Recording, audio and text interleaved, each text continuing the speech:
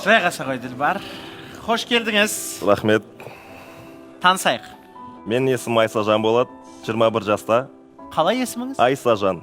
Айсажан. Иә. Айсажан. Айсажан. Бар. Ассалаумағалейкум. Есімім Бейбіфейс па? Кім? Айсажан. Айсажан. Сен Никонет сен ағаң ба, тәтең ба? Кім? Тәтем. Никонет ағаң ба, тәтең ба? Жоқ, қазір айтсам бола ма? Жоқ, қазір біз программаға танысуға келдік. Сол связано с этим, соған сұрақтар берсеңіз жақсы болатын еді. Негізінде ол жайлы айтқым келмейді, да? Біреу сұрағым бар. Ассалаумағалейкум. Есімім Бейбіфейс па? Кім? Айсажан. Айсажан. Сен Никонет сен ағаң ба, тәтең ба? Кім? Тәтем. Никонет ағаң ба, тәтең ба? Жоқ, қазір айтсам бола ма? Жоқ, қазір біз программаға танысуға келдік. Сол связано с этим, соған сұрақтар берсеңіз жақсы болатын еді. Личный сұрақтар.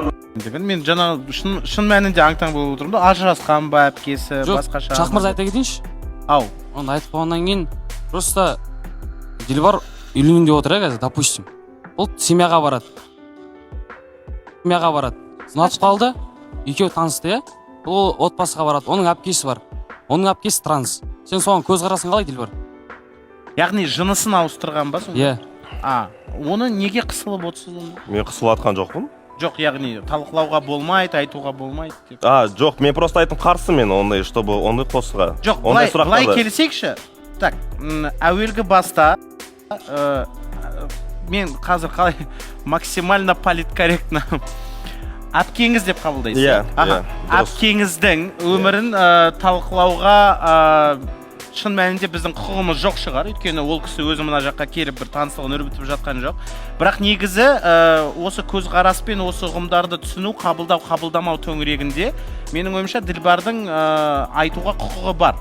Өйткені сіздер қазір таныстыңыздар, 3 кездесуден кейін мысалы мен үйленуге дайынмын деп отырсыз. Яғни танисың ғой сені? Жоқ, анау шын айтайын, өзім оны қолдамаймын. Әтесі ма, ағасы ма, білмеймін. Ағасы негізі. Оны қолдамаймын, конечно, зал болды. Қайдан танисың? TikTokта көрінеді ғой, шығады. Осы ағасымын дей ма сонда? Ағасын деп отырмын ба, біраз деп отырмын. Ал мен қолдаймын, өйткені әр адам өзі... Жоқ, қолдаймын деп өтірік айтты. Өзінің өтірік соға өзі біледі қалай өмір сүрсе де... Сен айдос емессің ба мысалы?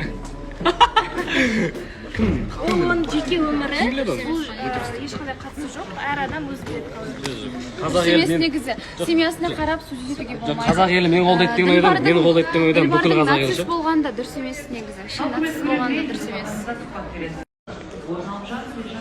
Негізі қыздар мойындаңдаршы, Никонет красотка ғой.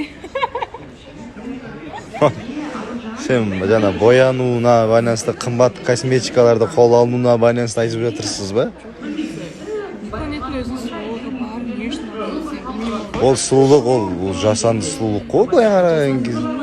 Құдай, жоқ, тыңдаш, Құдай оны қандай қылып жаратты? Әдемі жігітті жаратты, дұрыс па? Әдемі қыз пая, ол Алланың нәрсесі. Қойшы, Дияр қайда? Дияр қайда?